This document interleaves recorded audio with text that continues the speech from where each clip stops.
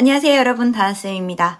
오늘은 제가 쿠팡에 대한 이야기를 좀 더 해보려고 합니다. 여러분들께서는 쿠팡 판매하고 계십니까? 물론 하고 계실 거라고 생각을 합니다. 자, 쿠팡에서 판매를 하시는 분이 계신다면 아마 두 가지 생각을 하시게 될 것 같습니다. 쿠팡 정말 빡치네. 두 번째 생각, 쿠팡 잘 팔리네. 두 가지 생각을 하시게 될 것 같은데, 자, 쿠팡은 일단은 소비자 중심으로 좀 되어 있는 플랫폼이라는 거 여러분들도 아실 것 같아요. 그 이야기는 여러분들도 쿠팡의 소비자라고 한다면 아마도 쿠팡에서 구매하는 거에 대해 가지고 굉장히 편안하다라는 생각을 하면서 소비자들의 구매 행동 패턴을 굉장히 바꿔놓은 플랫폼입니다. 그렇기 때문에 사실 소비자가 많은 곳에서 판매를 해야 된다. 그래서 쿠팡을 놓을 순 없지만 쿠팡의 단점 또한 명확하죠. 쿠팡의 단점이라고 하면 여러분 우리 모두 다 아는 것처럼 정산이 겁나 느리다라는 부분이겠죠. 그리고 이거 뭐 어떻게 써야 되는지 잘 모르겠네? 라는 분들도 있으실 거라고 생각을 합니다. 그래서 쿠팡이라고 하는 플랫폼의 시스템에 대한 이해가 먼저 여러분들에게 선행이 돼야 된다고 생각을 하는데, 사실 쿠팡에서 잘 파는 판매자분들은 쿠팡에서 정말 잘 팝니다. 하지만 쿠팡에서 잘 못 파시는 판매자들은 정말 못 팝니다. 굉장히 갈려요.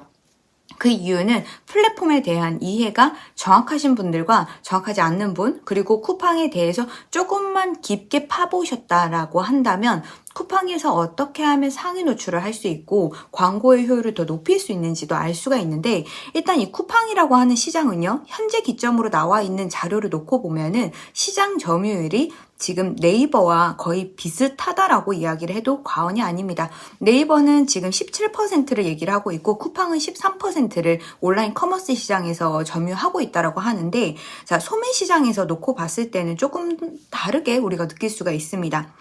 소매 전체 시장을 놓고 봤을 때 2022년 기준으로 7.8%, 한마디로 우리가 돈을 쓰는 오프라인, 온라인 모두 다 합쳐가지고 거의 8%에 육박한다라고 이야기를 하고, 2024년이 되고 나면 11%, 거의 12%에 육박한다라는 이야기를 하면서 온라인 시장 내의 점유율도 한 30%까지 올라갈 것이다 라는 것을 좀 전망을 하고 있습니다. 저는 사실 이 부분이 과언이 아니라고 생각을 하고요. 이 올라가는 이 시장 점유율에 맞춰가지고 여러분이 지금이라도 늦지 않게 쿠팡이라는 시스템 잘 이해하시고 이곳에서 잘 판매하셔야 된다고 생각을 합니다.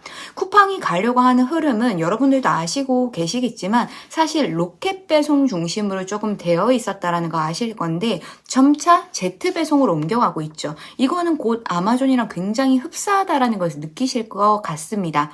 아마존 같은 경우가 FBA라고 하는 것으로 해서 판매자가 상품을 입고 해가지고 그 해당하는 상품을 아마존 시스템을 이용을 해가지고 전 세계에 상품을 보내주는 이런 시스템을 우리는 확인할 수가 있는데, 이 아마존과 비슷하게 간다라고 한다면 아무래도 쿠팡에서는 로켓 배송, 요즘에는 로켓 그로스라고 부르는 이 배송의 형태로 아마 가지 않을까라는 생각을 하고요. 이 쿠팡 내부 안에서도 굉장히 다툼이 있다라고 합니다. 쿠팡 본사 안에서의 이야기로 이루어 봤을 때 로켓 배송과 지금 제트 배송이 굉장히 싸우고 있다라고 해요. 그래서 제 뇌피셜로는 제트 배송이 굉장히 성장할 것 같다라는 생각이 드는데, 그렇다면 더 늦지 않게 쿠팡 자체의 흐름 자체가 어찌 보면은 일반 마켓플레이스가 아니라 로켓 배송도 아니라 제트 배송, 한마디로 판매자가 쿠팡의 물류 시스템을 이용하고자 하는 이러한 시스템의 형태로 좀 더 쿠팡이 나아갈 거라는 걸 좀 점쳐볼 수가 있습니다. 자, 그렇다면 이제는 여러분들이 고민을 어떻게 해야 되는가 놓고 봤을 때는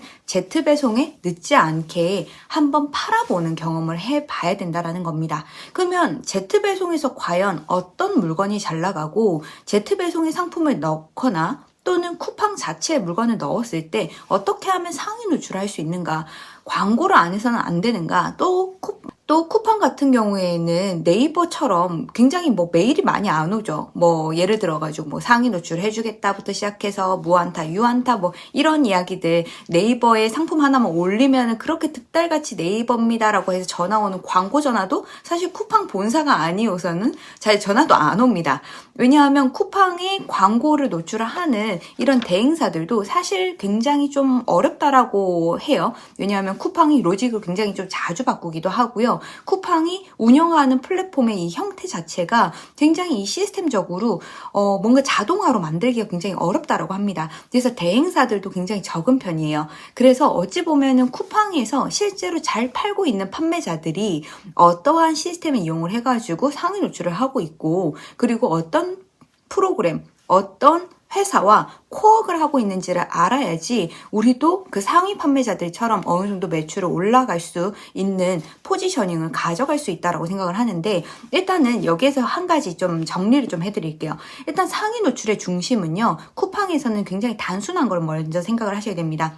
상품을 등록하는 당시에 어느 정도는 상위 노출이 정해져 있게 되는데, 일단 키워드 20개 채워지는 건 당연하겠죠. 그리고 두 번째가 바로 썸네일 작업을 해주셔야 되고, 아시는 것처럼 리뷰 작업 해주셔야 되고요. 그리고 세 번째가 무엇일까요? 트래픽이 어느 정도 있어야 됩니다. 이건 여러분들 모두 다 아는 사실일 거예요. 그리고 상세 페이지도 어느 정도 모바일에 적합하게 만들어져 있대.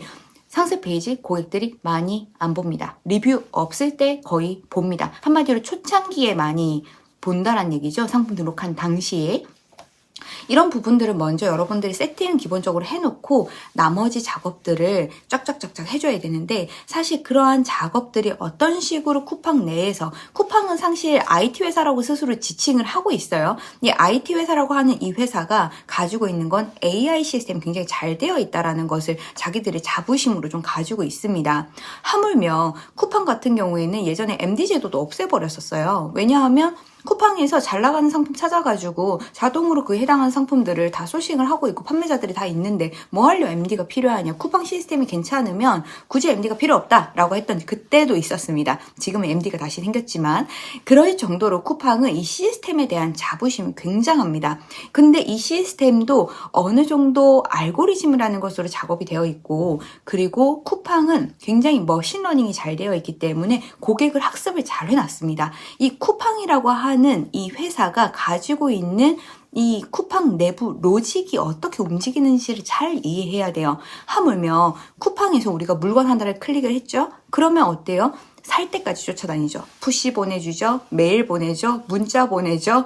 뭐 5만 대 그 뉴스 같은 데 다 따라다니잖아요. 보셨을 거예요. 그 정도로 리타겟 마케팅이 굉장히 잘 되어 있는 게 쿠팡의 플랫폼의 광고입니다. 그렇기 때문에 쿠팡에서 여러분들이 판매하셔야 되는 이유는 쿠팡 자체가 광고를 잘하기 때문이에요. 여러분들의 상품이 한 번이라도 클릭이 됐다면 여러분들의 상품이 어딘가에서든 노출이 돼서 고객을 쫓아다닌다는 이야기가 되는 거거든요. 그래서 쿠팡에서 팔아야 되는 거죠. 시장 점유율도 올라가고 있지만 쿠팡이 광고를 굉장히 많은 곳에서, 많은 채널들에서 하고 있다는 거, 그리고 쿠팡 파트너스 제도를 이용해가지고 유튜버들 아니면은 인스타그램 셀럽이든 굉장히 많은 분들이 쿠팡에 있는 상품들을 다시 광고를 많이 해주는 분들 많이 봤잖아요. 그런 정도로 쿠팡 같은 경우는 자체적으로 외부 마케팅이 굉장히 잘 되어 있어요. 그래서 여러분들 쿠팡에서 또 팔아야 되는 이유를 찾아내실 수가 있는 겁니다.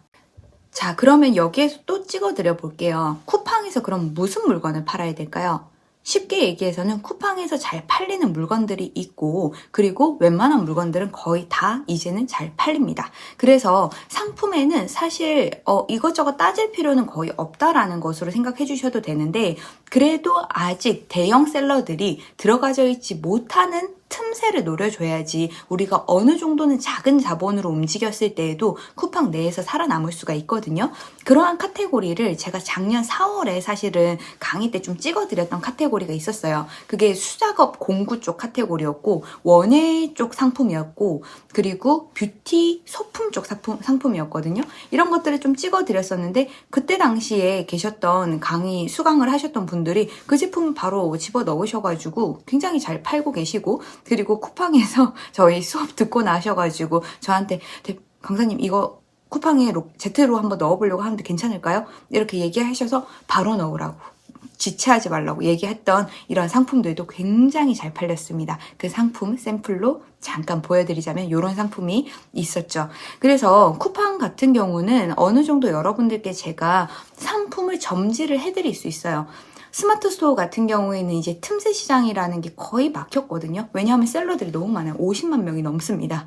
그렇기 때문에 쿠팡이 어느 정도는 아직 판매자분들이 학습도가 아직은 높지 않습니다. 이럴 때 여러분들이 쿠팡을 학습하셔서 투자하셔서 어느 정도 들어가 주셔야 되지, 여러분들이 지금 기회를 놓친다면 언제 또 쿠팡을 키우나 라고 생각을 하고 있을 겁니다. 그때 할 걸 이라는 후회하지 마시고 쿠팡에서 여러분들이 판매를 지금 당장 틈새 시장으로 들어가 주셔야 돼요. 이때 조금 여러분들이 알아야 되는 거 한 가지만 팁을 좀 더 전해드리도록 할게요. 일단 여러분들이 판매를 하고 싶은 상품들을 좀 더 구체적으로 어떻게 찾아야 되는지를 조금 알려드리자면, 지금 잘 팔리는 상품들을 찾기보다 지금 뜨는 상품들 위주로 좀 더 많이 보시고요. 그리고 요거는 하나는 정말 꿀팁이 있기 때문에 요건 좀 나중에 강의 때 말씀을 드리고, 다른 거 하나 잘 모르시는 분들이 있어가지고 얘기해드리는데, 쿠팡에서 여러분들 상품만 여러 번 제품 자꾸 눌러서 보시잖아요? 그럼 여러분들이 1등처럼 계속 나오실 거예요. 근데 그렇게 보시면 안 됩니다. 여러분 상품 등록하시고 그리고 나서 카테고리 위에 뜰 거예요. 그 카테고리 클릭하셔서 세부 카테고리에서 실제로 판매하고 있는 판매자들이 누가 1등인지를 보셔야 됩니다. 그 판매자를 벤치마킹 하셔야 되고, 잘 파는 판매자가 얼마만큼 잘 팔리고 있고 리뷰는 얼마나 있고, 그리고 이 판매자가 어떤 변별력을 가지고 있는지 좀 더 확인을 하셔야 되고요. 쿠팡은 무조건 싸다고 해가지고 판매가 되진 않아요. 동일한 상품이었을 때는 무조건 아이템 위너로 넣어야 되기 때문에 싸야 되지만,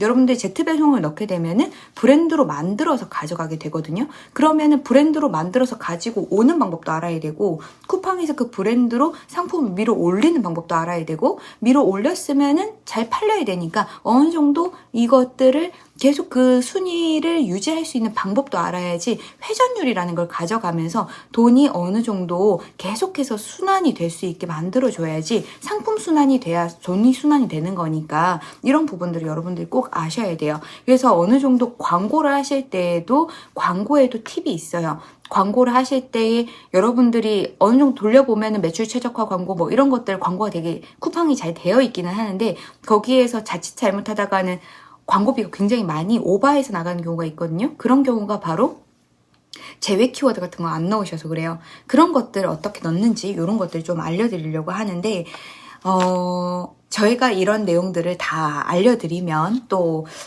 이 좀 어둠의 이야기들도 사실 좀 있기 때문에 유튜브에서 사실 오픈을 하기에 굉장히 망설여지는 내용들이 있어요. 왜냐하면 오픈을 하면 나중에는 쿠팡이 또 이렇게 손바닥 뒤집듯이 알고리즘을 뒤집어 버리면 우리가 더 이상 그 작업을 못 하거든요. 그래서 제가 쿠팡에서 정말 많이 판매하고 있으신 판매자님도 모셔가지고 그 형님, 우리의 오빠죠. 이 오빠가 또 물건 어떻게 팔고 있는지 이야기를 좀 들으면서, 그리고 우리는 쿠팡에서 어떤 포지션을 가지셔야 되는지, 어떤 상품을 판매해야 되는지, 늘 브랜드를 지키려면 어떻게 해야 하는지, 이런 것들에 대한 시스템적인 이해를 조금 더 가지고 상품 소싱에 대한 부분도 가져가면서 여러분들이 판매하셔야 되기 때문에, 제가 어렵게 강사님 한 분 모셔가지고, 대표님 한 분 모셔가지고 여러분들이랑 수업을 열려고 하는 내용이 바로 이 내용이에요. 그래서 쿠팡에서 여러분들이 정말 잘 파시기 위해 가지고 투자하신 거 여러분들 잃지 않도록 만들어주는 수업으로